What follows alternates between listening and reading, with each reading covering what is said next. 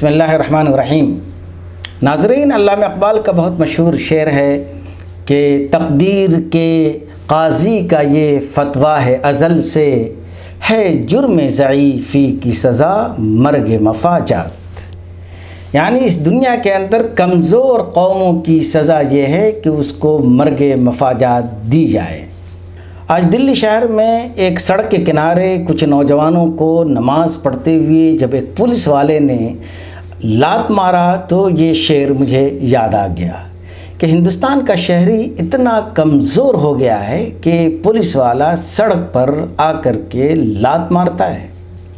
بات یہاں ہندو اور مسلمان کی نہیں ہے، بات یہاں قانون کی ہے۔ کسی بھی پولیس والے کو یہ حق نہیں پہنچتا کہ کسی بھی شہری کو وہ لات مارے، اور وہ بھی نماز یا کسی پریئر کرنے کے دوران۔ بہرحال اس واقعے کے دو پہلو ہیں۔ نمبر ایک پہلو یہ ہے کہ کیا سڑک پر نماز پڑھنا بہتر ہے؟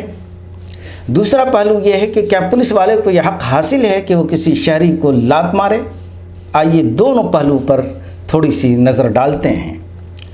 جہاں تک بات ہے کہ سڑک پر نماز پڑھنے کی، تو میرا خیال نہیں ہے، بلکہ علماء کا یہ کہنا ہے کہ سڑک پر نماز پڑھنا بہتر نہیں ہے، بلکہ حدیث شریف میں آتا ہے کہ سڑک پر نماز پڑھنا بہتر نہیں ہے۔ شاید یہ سن کر کچھ لوگوں کو تعجب ہوگا، لیکن سعودی عرب کے شیخ بن باز کا ایک فتویٰ ملاحظہ کیجیے۔ سعودی عرب جو ایک اسلامک کنٹری ہے، وہاں کے سب سے بڑے مفتی، ان کا ایک فتویٰ ہے، اس کو آپ ایک نظر ڈال لیں۔ سوال ہے کہ سڑک کے کنارے نماز کی ممانعت میں حکمت کیا ہے؟ قارعۃ الطریق الحکمہ فی المنع۔ جواب سنیے۔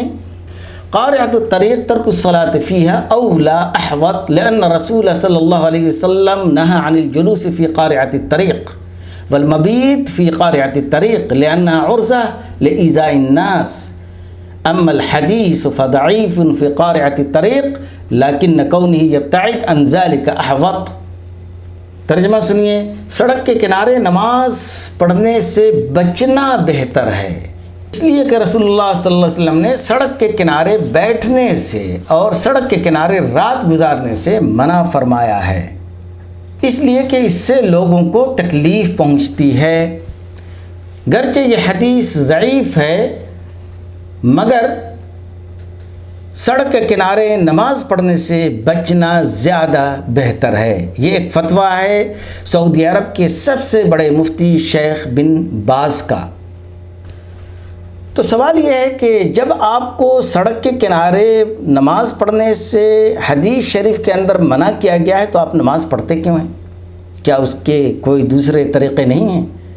آپ ایک مسجد کے اندر کئی جماعتیں کر سکتے ہیں، ایک جمعہ کی نماز ہو جائے، اس کے بعد میں دوسری جمعہ کی نماز ادا کی جا سکتی ہے۔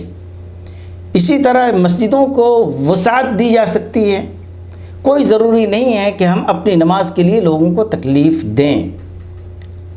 کچھ لوگوں کے ذہن میں یہ سوال ہوگا کہ بھائی وہ دوسری قوم کے لوگ جب سڑک پر سارا اپنا مذہبی پروگرام کرتے ہیں تو ہم کیوں نہ کریں؟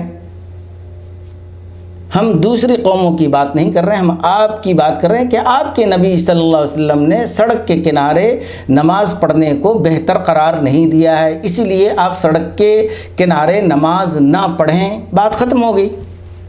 اب آئیے دوسرے پہلو پر کہ کیا پولیس والے کو یہ حق حاصل ہے کہ کسی بھی شہری کو وہ لات مارے؟ تو رپورٹ آ رہی ہے کہ اس پولیس والے کے خلاف ایکشن لے لیا گیا ہے۔ یہ الگ بات ہے کہ ہر کنٹری کے اپنے حالات ہوتے ہیں۔ ہمارے ملک کے اندر جو انتہا پسندی کچھ لوگوں کے اندر بڑھ گئی ہے، یہ اسی کا نتیجہ ہے۔ اس پولیس والے کو کیسے یہ ہمت ہو گئی کہ کسی شہری پر وہ لات مارے؟ یہ ایک ایسا ایشو ہے جس پر ہماری گورنمنٹ کو بھی اور ہمارے لوگوں کو بھی سوچنے کی ضرورت ہے۔ یہ الگ بات ہے کہ مسلم کنٹریز میں اس کے برخلاف مندروں کو قائم کیا جا رہا ہے۔ چنانچہ امارات کے اندر بہت ہی شان و شوکت کے ساتھ ایک مندر کا نہ صرف یہ کہ افتتاح کیا گیا، بلکہ وہاں پر یہ دیکھا گیا کہ کچھ عربوں نے پوجا پاٹ میں شرکت بھی کی۔ تو ایک طرف تو رویہ یہ ہے مسلمانوں کا ہندوؤں کے لیے، اور دوسری طرف ہندوؤں کا معاملہ یہ ہے مسلمانوں کے لیے۔ بہرحال ہندوستان کے حالات کے تناظر میں بہتر یہ ہے کہ آپ نماز اپنی مسجدوں کے اندر ادا کریں۔